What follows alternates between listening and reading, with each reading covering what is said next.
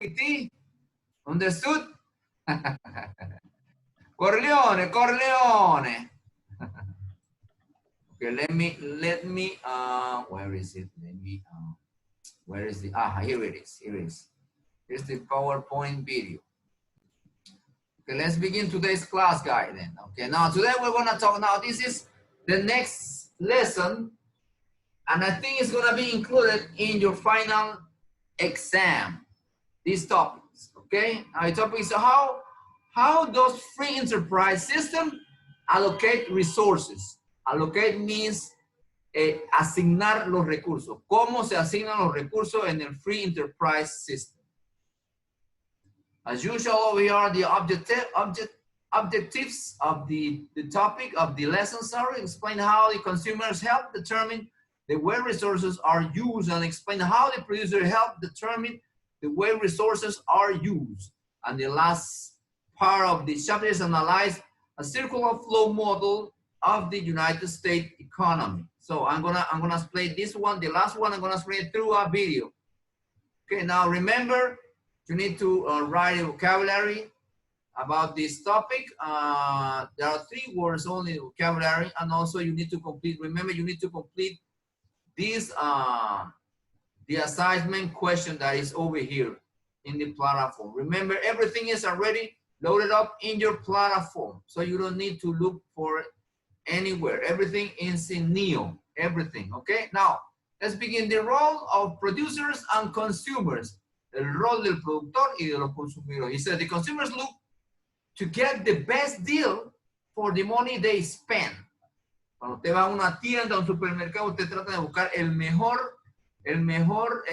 la mejor oferta para poder que su plata pueda rendir, sacarle provecho a su dinero. So the same thing happened with the producers. On the other hand, are looking to earn the most profit from this transaction. Ellos quieren sacar la mejor ganancia en esta transacción que hace el consumidor.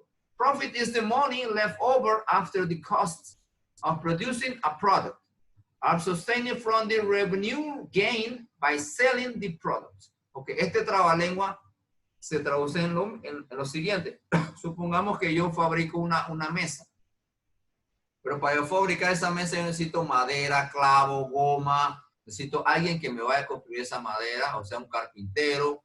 De repente van a necesitar electricidad para cortar la madera, etcétera, etcétera. Todo lo que está envuelto para producir esa mesa. Esa mesa me pudo haber costado solamente el hecho de construir solamente esa mesa nada más. Tuvo un costo más o menos de $5, por ejemplo. $5. Pero yo voy a venderlo en el mercado, voy a venderlo por $12. Quiere decir que yo, cuando me paguen los $12, yo voy a sacar los $5, que es el costo que yo invertí para producir esa mesa, y me va a quedar las ganancias. Las ganancias son de $7, van a ser mis ganancias. Ok, a eso se refiere este trabalengua aquí de profits. Is the money left over after the cost of producing a product. Okay, now seeking opportunities to earn profit is one way producers help allocate scarce resources in economy. Now over here there's an example. Producers seek profit. Los productores buscan ganancias. The owner of a coffee shop, motivated by the desire to earn profits, charge the highest price consumers are willing to pay. Por ejemplo, en una cafetería, si usted va a un Starbucks, a usted le gusta ir a Starbucks. En el Starbucks tú te puedes tomar un café, y un café puede costar de repente $5 o $3 o $4. Por ejemplo, un café, como dice aquí en la figura, café latte, que dice aquí, macchiato, bebicino, cappuccino, tea. Aquí tienen sus precios. Pero si tú te vas a tomar ese mismo producto en un restaurante común y corriente, puede que te cueste por menos la mitad. You're gonna pay half of that, okay? So if you go to a Starbucks, you are willing to pay the price in order to enter and have a cup of coffee in a Starbucks. For instance, let's pretend in this location, the Ferry Coffee Shop. Aquí tú vas a pagar que por el ambiente, la atención, el aire acondicionado, todo eso. O sea, tú estás dispuesto a pagar lo que cueste, ¿para qué? Para sentirte bien en ese lugar. A eso se refiere. The consumer are willing to pay. Ellos están dispuestos a pagar eso. Muy bien. The possibility for good profits encourage other people to open coffee shops of their own. Como vieron que de repente el primer negocio funcionó, ellos también van a abrir un coffee shop porque vieron que habían ganancias. Y así, de esa manera, yo estoy asignando los recursos a esa área del mercado. Por ejemplo, as a resource, productive resources that might have been used in some other kind of business are directed towards the coffee shops. Yeah? The profit seeking of producers then has the help of allocate the resources. Now, there's another example over here. It says consumers vote with their wallets. Los consumidores votan con su cartera. Por ejemplo, a ver, Gabriel, ¿qué marca de zapatillas te gusta a ti?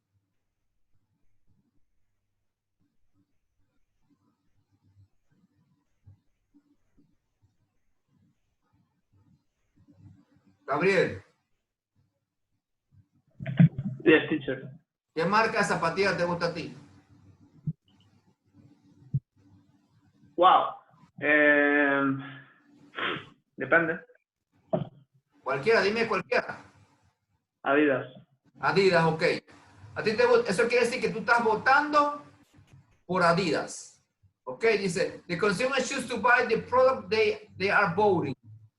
Their choice against competing products. These votes help determine what will be produced in the future. Si la gran mayoría de las personas le gusta, por ejemplo, Adidas, como tú dices, o Nike, o Reebok, eso quiere decir que entonces la tienda va a comenzar a conseguir ese tipo de productos y va a pedir al mercado, a los productores que fabriquen más de ese tipo de productos, porque eso es lo que se está consumiendo en el mercado, ¿ok? Now, over here, there's another example, okay? In the early 2000s and 2000s or 2000s, the low carbohydrates diets were popular, o sea, la comida con bajo nivel calórico. Bajo nivel estaba de moda. ¿Por qué? Porque todo el mundo quería estar en forma. Consumer votes for low carb and high protein food and against high carb. O sea, que la persona que tenía alto nivel calórico no se iba a consumir. Y eso se ve aquí en esta figura. Dice las ventas. Aquí, sale of selected food products. Del 2002 al 2003. Igualmente del 2002 al 2003. Este es que high carb food, la comida con alto nivel calórico, y acá con bajo nivel de carbohidratos. High protein, alta proteína. Oh, sorry. Mire cómo bajó. El alto nivel de carbohidratos bajó. El arroz bajó ¿en cuánto? Menos 8.2%. Otro tipo de arroz bajó 4.9%. Y así vemos cómo bajó. Sin embargo, los productos en bajo nivel calórico y alto en proteína subieron. Miren, el pescado congelado, los productos de pescado, carne congelada, subieron al 7%. Meat snack, comida de snack, carne de snack, 7%. ¿Cómo que se llaman los nuts? No me acuerdo cómo se llaman los nuts. 8.8%. Las sodas de dieta, carbonatadas, 1%. Los quesos, 4%. Y el pan, mire, el pan blanco bajó y el pan integral subió 4%, porque todo el mundo quería estar en forma en aquel entonces. Now, interest in low carb diet peaked early in 2004. O sea que su pico llegó hasta el 2004, el nivel máximo. But began to fade thereafter. Después del 2004 comenzó a decaer esa moda, esa tendencia que todo el mundo quería comer con bajos niveles de carbohidratos. Producers quickly responded. By the beginning of 2005, some companies had gotten out of the low carbohydrate market completely. Y regresaron nuevamente al de high carbohidratos. Consumers' action had caused relocation of productive resources, okay? Los consumidores. Muy bien. Now we're going to talk about the governments in the United States economy and how the government influence these circular flow models. The government is in the middle of this circular flow models. Remember, over here are the businesses, here are we as an individuals, and also the product market where we get all the products, and the factor market where we get the employees and everything else. And the government is in the middle. Now, through this video, I want to show you the video that is going to explain how the government is very important in this equation, in the flow model, the flow model system here in the free enterprise, okay?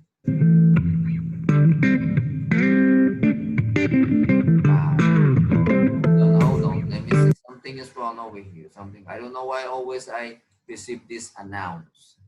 Everybody please focus on the video, guys, okay? Please. This is the last part of the chapter.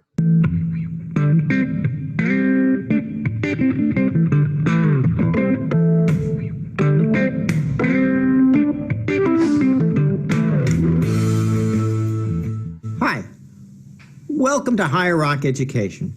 In a prior video, Julia, Michael, and Beth illustrated the circular flow model.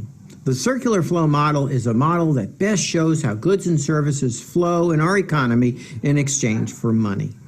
In the video, we saw several transactions to complete the circular flow. First, Beth, as store manager for Comfy Foot shoe stores, purchased shoes from the factory. Michael was the manager of the factory, and he enters a factor market to purchase his equipment and materials that he needs to manufacture the shoes. But there he also finds Beth, who becomes an employee. Guess where Beth comes from? Beth is a member of a household. And of course, Beth has to be paid. And Beth, as the head of a household, purchases items like shoes and food and clothing in, you guessed it, the goods and services market. The main point of this exercise is to show the never-ending flow of money, goods, services, and how we're all so totally dependent upon each other. This model leaves out a major player, the government. So I'm going to place government in the middle of the diagram.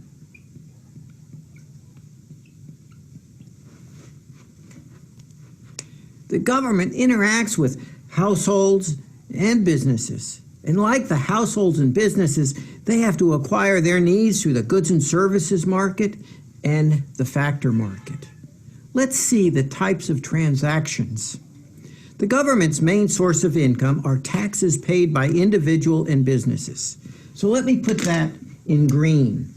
These are taxes paid by households and taxes paid by businesses. What are we buying from the government? Well, the government provides us with protection, roads, and education, and countless other services. So I'm going to put that in black.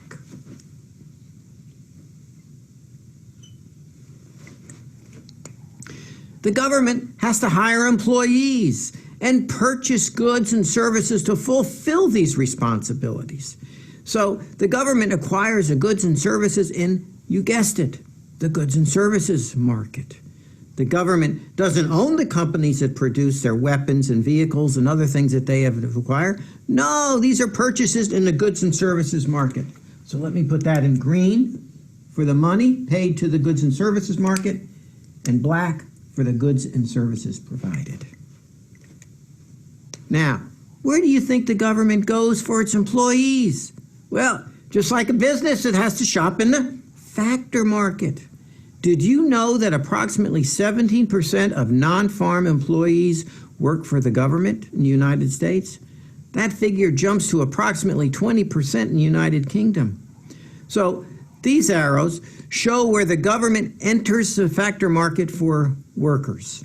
Of course, they need to be paid. So the green arrows represent compensation, and the black arrow represents employees hired. Well, government workers, like factory workers, are members of households. They too purchase the goods and services they need from stores in the goods and services market. And of course, the goods and services market gets its stuff from businesses. This cycle goes on and on and on with the government being in the middle. Do you get the picture? We're all dependent upon each other. Okay, we all depend from each other, guys. Okay, I want to show you something, guys. Let me see, where is it? A folder here. Let me see who has sent it already. Leave it over there. Who has sent it already? The documents that I'm asking for. Let's see who has sent it already. Only three students. Oh no, this is, oh sorry, this is 12A. You are H. You are 10H. 10H. Where are you? 10H. 10H. Ah, here it is. Here it is. Let me see who has sent it already. The document you were supposed to send. Economy. Here it is. Now, if you haven't sent it, please remember you have today, tomorrow, and until Sunday midday. Who has not sent it, not submitted? Cuevas, Mónica, she hasn't sent it. Anabela, José Roberto, Gabriel, Francisco, ¿quién está? Oh, no. Juan Sebastián. Pues a mí solamente me falta el assessment 5 ya. Well, it says not submitted. All this list is the student who hasn't sent it to the system, through the system, okay? So the ones that I have already is Higueros, Ocampo, PT, Santa Maria, and Vanderbilt. Okay, those are the only ones. Then, please, guys, remember, this is only the 20% of the test. I mean, the 20 points out of the test. The test is 30 points, and this is 20. Now, remember, I need to check and make sure that everything is okay in order for you to get the 20 points. Are we clear, guys? So please, you have until Sunday to send me those documents, guys. Are we clear? Do you have any questions? Questions? No questions? Okie dokie. Now, in case you have any questions, just send me an email through Neo. Are we clear? Okay, guys, I don't have anything else to say. So see you next week and have a nice weekend. See you. Say hello to your mom, Monica. Okay, say hello to your mom. Bye-bye. See ya.